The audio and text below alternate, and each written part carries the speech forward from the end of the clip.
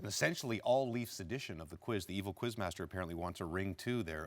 In the wake of Kyle Dubas's major move on Friday, how many playoff rounds? We've asked this question before, but not with this context. How many playoff rounds will the Leafs have to win this season for it to be declared a success? 1, 2, 3, or all 4 in the Stanley Cup Noodles? Minimum 2, because that puts you in the conference final, and you know you've had a great season. Now, I know people want more, but it's been a while since they've won 1 round. So for me, it's 2 conference final, and everyone's happy, and then you get greedy after that. I'm going to say win 3 rounds. The Quizmaster's 5-on-5 expected ask on this question is very high, and I think this is the last answer I can come up with, Jimmy. I've said 2 rounds in the past, maybe 1 round Stanley Cup. I'm going to go with 3 rounds. To say you've been to a final is a big deal. It is 2 rounds for me. I mean, you do have to give some respect to the other teams in the division and in the conference, too.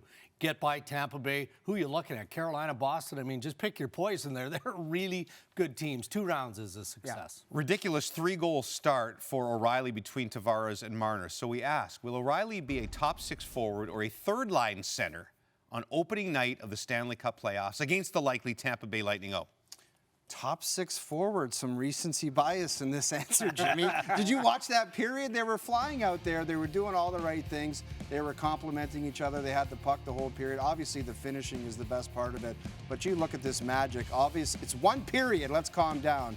But they look pretty darn good. Well, I would say third-line center, because when you are facing those teams that are so strong, depth down the middle is so crucial. So having a guy like Ryan O'Reilly matching up against a Charlie Coyle or somebody like that in the playoffs, even Nick Paul for the Tampa Bay Lightning, to me, that's where you're going to win games. Top 6 forward, and I'll admit I changed my answer. I had said that 3-seat. I know you're shocked, Jeff.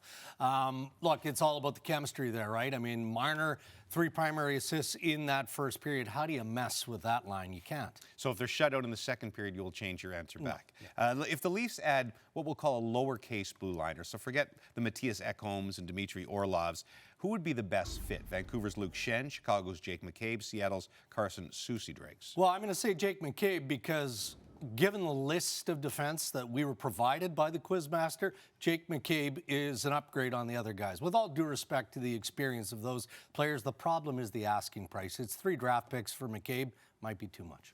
I'm going to go with Luke Schenn. I think it would be a great story to see him come back to Toronto and try to help them win a Stanley Cup. You've seen him in his cup runs with the Tampa Bay Lightning.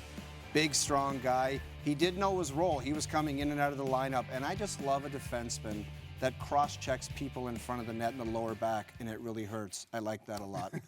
I'm going with Seattle's Carson Soucy because he's 6'5". He's got a mean on him. He can score. He can skate. So he's kind of that new-age mean defenseman from the back end that would fit the mold of the Toronto Maple Leafs that like to play an up-tempo style. So he flies under the radar because he's played in Minnesota. He's played in Seattle. But I think he'd be a fantastic ad. Well, that settled nothing because we got 1 vote for each guy.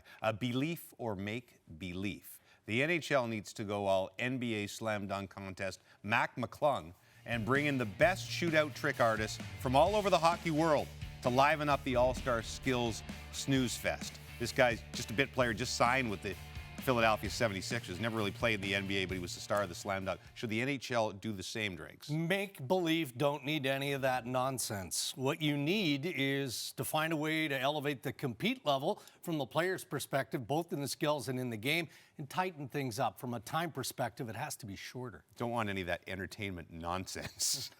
Belief, all of it stinks right now. You could do all kinds of creative things.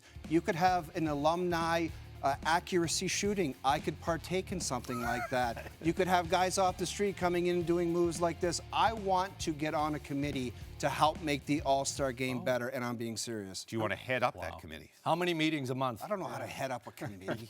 Make believe for me, you don't need a Rick from Oshawa on a pair of jean shorts skating around when people pay hundreds of dollars to watch the Stars. Well, but those guys are amazing, and they were at All-Star. They just didn't use them in the things like that. No, at least Mac was actually on an NBA roster.